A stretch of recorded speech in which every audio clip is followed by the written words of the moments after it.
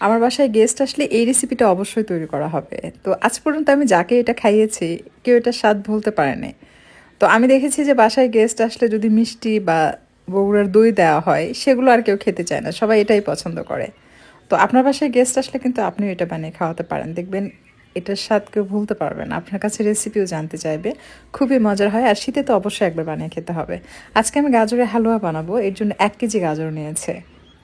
প্রথমেই প্যানে দিয়ে দিচ্ছি ঘি। এখানে 1/3 কাপ ঘি প্রথমে অ্যাড করতে হবে। আমি আসলে একটু একটু করে ধাপে ধাপে অ্যাড করব, সব একসাথে অ্যাড করছি না। অল্প পরিমাণ ঘি দিয়ে এটাকে গলিয়ে নিয়েছি, তারপর দিয়ে দিব গাজর।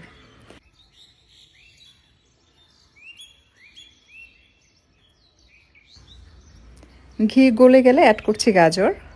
গাজর দিয়ে এটাকে হাই ফ্লেমে ভাজতে হবে। স্লো ফ্লেমে রেখে ভাজা যাবে না, তাহলে গাজর থেকে পানি ছাড়বে। হাই ফ্লেমে রেখে 4 থেকে 5 মিনিট ভেজে নেবেন, দেখবেন খুব সুন্দর একটা ঘ্রাণ পাবেন। প্রথমে দুধ না দিয়ে চিনি দিয়ে ভেজে নেবেন, তাহলে গাজরের কালারটা অনেক সুন্দর থাকে।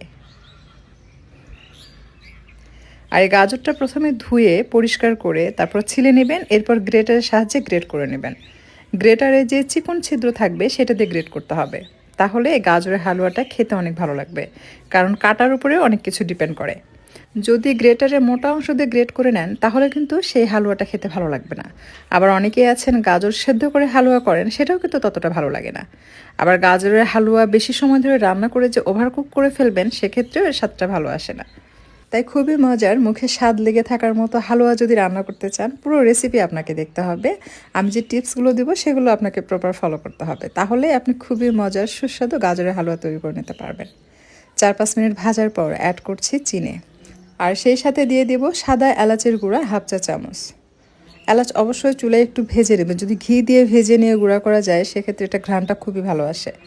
আবার আপনি শুকনা তাওয়ায় কিন্তু হালকা তেলে গুঁড়া করে নিতে পারবেন। এখন সব কিছু মিশিয়ে কিছুক্ষণ ভেজে নেব। তারপর অ্যাড করব রান্না করে রাখা ঘন দুধ। যদি ঘরে রান্না করা না থাকে সেক্ষেত্রে আপনি প্যাকেটের দুধ ইউজ করতে পারেন, যে ঘন দুধগুলো কিনতে পাওয়া যায়। অথবা হালকা গরম পানির সাথে গুঁড়া দুধ বেশি করে মিক্স করে ঘন দুধ তৈরি করে সেটাও অ্যাড করতে পারেন। আমি গরুর দুধ জাল করে একটু ঘন করে রেখেছি, সেটা অ্যাড করছি।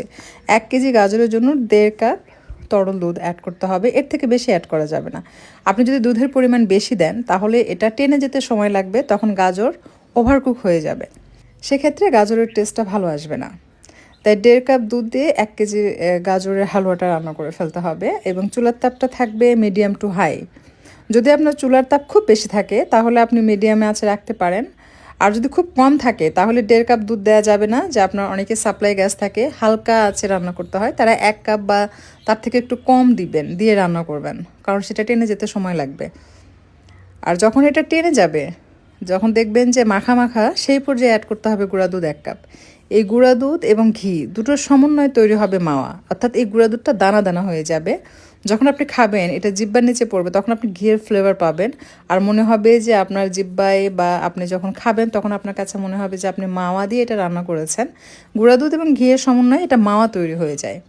আপনি তৈরি করলে বুঝতে পারবেন। আমি যেটা বলছি সেটা আসলে শুনে বোঝা যায় না, যখন আপনি রান্না করে খাবেন তখন বুঝতে পারবেন যে আপনি কি খাচ্ছেন। এত বেশি মজার হয় এটা। গুঁড়া দুধ দিয়ে খুব ভালোভাবে মিশিয়ে নেবেন, নিয়ে এটাকে ড্রাই হয়ে আসা পর্যন্ত জাল করতে হবে। আমি চুলার তাপ মিডিয়াম টু হাই রেখেছি, কারণ আমি চাচ্ছি দ্রুত এটা টেনে ফেলতে, এটা কালারটাও যেন নষ্ট না হয়, আর এটা স্বাদটাও যেন ভালো থাকে। আমি দিয়ে দিলাম কাঠবাদাম কুচি, এবং সেই সাথে দিয়ে দিলাম পেস্তা বাদাম কুচি। একটু বেশি করে দিবেন, বাদামটা যত বেশি দিবেন খেতে তত ভালো লাগবে।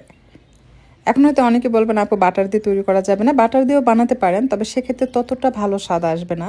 আসলে ঘি দিয়ে তৈরি করলে এটা অনেক বেশি টেস্টি হয়। আপনারা এটাকে গাজরের শাহী হালুয়া বলতে পারেন, কারণ খুবই মজার এটা ঘি দিয়ে তৈরি করার কারণে। ঘিটা অবশ্যই অথেন্টিক হতে হবে। আপনার যদি ঘরে তৈরি ঘি হয় তাহলে তো খুবই মজা পাবেন খেয়ে, এটার স্বাদ আসলে অন্যরকম হবে তখন।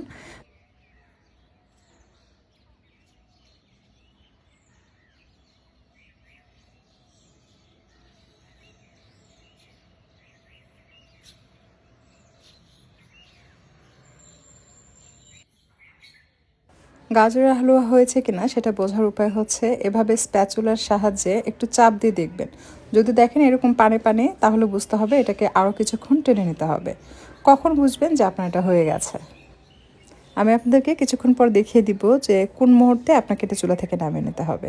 স্প্যাচুলা দিয়ে সেম ওয়েতে আবারও যখন চেপে ধরলে দেখবেন ঘি ছেড়েছে, সাদা সাদা মনে হচ্ছে না বা পানি পানি দেখাচ্ছে না, তখন বুঝতে হবে যে এটা হয়ে গেছে।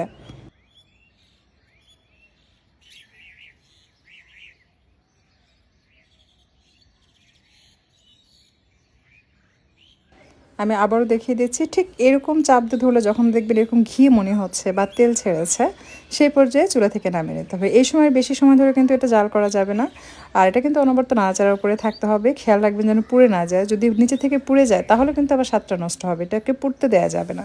তো আমার এটা হয়ে গেছে, চুলা থেকে নামিয়ে আপনাদেরকে পরিবেশন করে দেখাচ্ছে। এটার কালার দেখেই কিন্তু আপনারা বুঝতে পাচ্ছেন যে এটা ওভারকুক হয়নি। যদি ওভারকুক হয় তাহলে কালারটা কিন্তু ফ্যাকাশে হয়ে যায়, তখন টেস্টটাও ভালো আসে না। গাজরের হালুয়াটা সবাই কম বেশি বানাতে পারেন, বাট এখানে শেখানোর মতো আসলে কিছু নেই। কিছু টিপস যদি আপনি ফলো করতে পারেন তাহলে এতটাই মজার হালুয়া আপনি ঘরে তৈরি করতে পারবেন যে আর 10 জনের চাইতে আপনার গাজরের হালুয়াটা সবচাইতে বেশি মজা হবে। আশা করছি আজকের রেসিপি আপনাদের কাছে ভালো লেগেছে। যদি বাসায় এটা ট্রাই করেন তাহলে আপনারটাও কিন্তু দেখতে আমারটার মতোই হবে।